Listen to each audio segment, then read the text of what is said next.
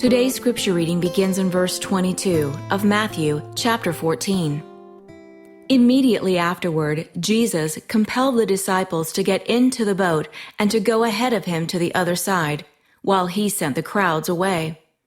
After he had sent the crowds away, he went up on the mountain by himself to pray. And when it was evening, he was there alone.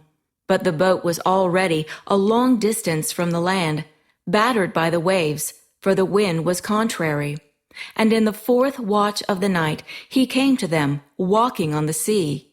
When the disciples saw him walking on the sea, they were terrified and said, "It is a ghost," and they cried out in fear. But immediately Jesus spoke to them, saying, "Take courage, it is I. Do not be afraid." Peter responded and said to him, "Lord, if it is you, command me to come to you on the water." And he said, "Come." And Peter got out of the boat and walked on the water and came toward Jesus. But seeing the wind, he became frightened. And when he began to sink, he cried out, saying, "Lord, save me." Immediately, Jesus reached out with his hand and took hold of him and said to him, "You of little faith, why did you doubt?" When they got into the boat, the wind stopped. And those who were in the boat worshipped him, saying, "You are truly God's Son."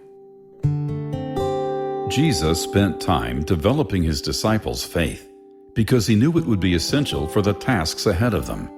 For over 3 years, the 12 men attended classes, so to speak, where Christ was their instructor in both word and action. Sometimes he used verbal instruction, but many of the lessons were taught through demonstrations, such as healing the sick, casting out demons, feeding thousands, and calming the sea.